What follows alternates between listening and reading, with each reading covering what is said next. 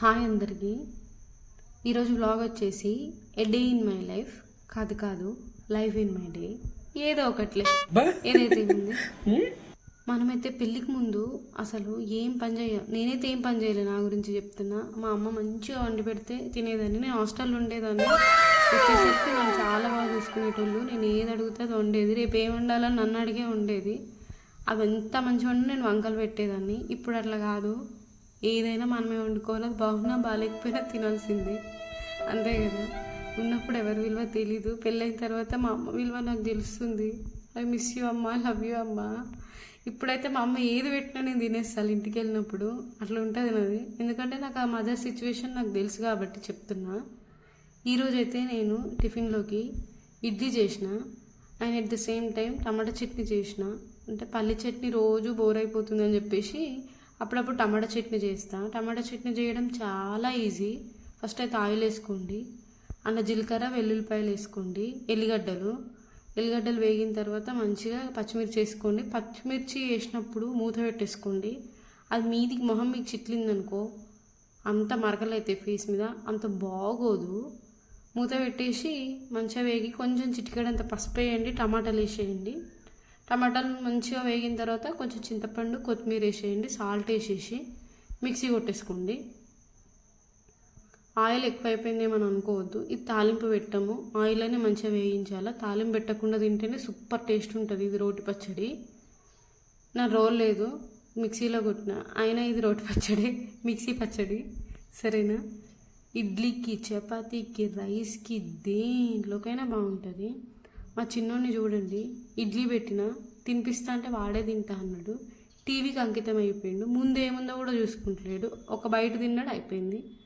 ఇంక నా వల్ల కాదని చెప్పేసి ఆయనకి నేనే తినిపించేసిన బయటికి తీసుకెళ్ళి. అలా ఉంటుంది మరి మా ఊడితోని. లంచ్లోకి అయితే ఏం చేద్దామని అనుకుంటే క్యాబేజ్ ఉండిపోయింది, ఆలు ఉందని ఇంకా ఆలు క్యాబేజ్ ఫ్రై చేసినాం. దీనికి కావాల్సిన ఏంటంటే ఆలు, ఒక ఆనియన్, కరివేపాకు, ఒక 3-4 ఆలు తీసుకోండి.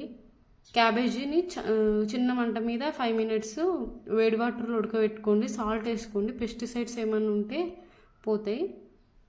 నెక్స్ట్ ఆయిల్ వేసుకుని ఆవాలు, జీలకర్ర, ఆనియన్ వేసుకోండి. ఆనియన్ మంచిగా గోల్డిష్ కలర్లోకి రావాలి. చిన్న మంట మీద వేయించుకోండి, మాడిపోతాయి. మంచిగా వేగేటప్పుడు కొంచెం కరివేపాకు కూడా వేయండి. కరివేపాకు వేసి ఏమవుతుందంటే మంచి టేస్ట్ ఉంటుంది. పసుపు అయితే చాలామంది ఏం చేస్తారంటే పసుపు వెజ్జీస్ వేసిన తర్వాత, అంటే కూరగాయలు వేసిన తర్వాత పైన వేస్తారు. ఒకసారి ఆయిల్ అని వేసి ట్రై చేయండి. చాలా అంటే చాలా టేస్ట్ ఉంటాయి కర్రీస్. ఏ కర్రీకైనా ఆయిల్ అని వేయండి. చికెన్కి, మటన్కి, నాన్ వెజ్కి, వెజ్కి, దేనికైనా ఆయిల్ అని వేయండి. పసుపు సూపర్ టేస్ట్ ఉంటాయి.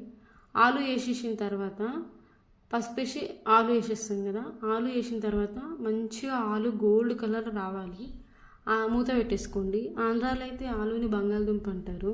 మా తెలంగాణలో అయితే ఆలుగడ్డ అంటాం. సేమ్ వెల్లుల్లిపాయలు అంటారు, మేమేమో ఎల్లిగడ్డ అంటాం. ఉల్లిగడ్డ అంటాం. సో నేనైతే ఆలు అంట. ఆలు వేసేసి క్యాబేజ్ వేయండి. క్యాబేజ్ వేసి క్యాబేజ్ని మంచిగా వేయించుకోవాలా. వాళ్ళిద్దరిని కలిపేసి వేయించేద్దాం, ఆలుని క్యాబేజ్ని. వేగండి అమ్మ. మంచిగా వేగిన తర్వాత బయటికి రండి. బయటికి వచ్చేసారు కదా వాళ్ళు. ఇప్పుడు మనం మంచిగా కలపాలి వాటిని. క్యాబేజ్ అయితే కొంచెం పచ్చివాసన పోవాల, స్మెల్ వస్తుంది కదా. ఉడకబెడితే సగం స్మెల్ పోతుంది, ఆయిల్లో వేగితే మొత్తం స్మెల్ పోతుంది. క్యాబేజ్ తిననోళ్ళు కూడా ఈ వేలో చేసి తింటారు, అంత టేస్ట్ ఉంటుంది. చపాతీకి, రైస్కి, దేనికైనా బాగుంటుంది. జర్నీస్లో కూడా చాలా అంటే చాలా బాగుంటుంది. వాటర్ వేసుకోకపోతే 2-3 days అయితే ఈ కర్రీ కూడా ఉంటుంది. తర్వాత కారం వేసుకోండి, ఉప్పు, ధనియాల పొడి, అంతకుమించి ఏమయ్యద్ది ఫ్రైలో. కొత్తిమీర వేసుకోండి లాస్ట్లో. కావాలనుకుంటే వాటర్ వేసుకోండి. మాకు ఫ్రైలా కావాలనుకుంటే అలానే ఉడికిచ్చేసుకోండి.